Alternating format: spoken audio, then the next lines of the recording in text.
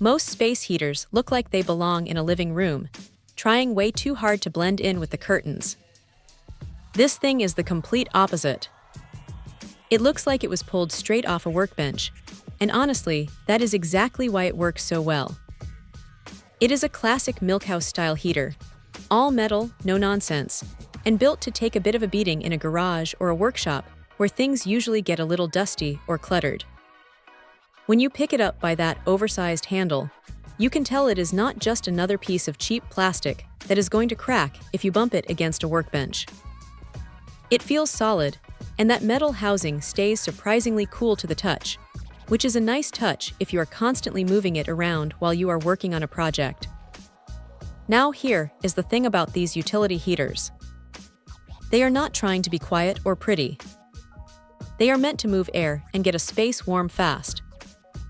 You have got your standard high and low settings, plus a fan-only mode, which is actually pretty handy if you just need to circulate some air on a stuffy day. The heat output is impressive for something this compact. It is 1500 watts, so it is going to pull some power, but it does a great job of turning a freezing garage into a space where you can actually stand to be for more than 5 minutes. The rotary thermostat is simple, maybe a little too simple, but it gets the job done. You just dial it in until it feels right, and it clicks on and off to keep that temperature steady. Safety is clearly the priority here, which is good because these things can be a fire hazard if they are not designed right. It has the usual overheat protection, but the real standout is the tip-over switch. If this thing gets knocked over by a stray piece of lumber or a clumsy foot, it cuts the power instantly.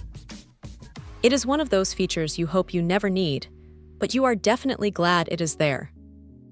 The indicator lights are bright enough to see from across the room, so you always know if it is running or if it has tripped a safety sensor.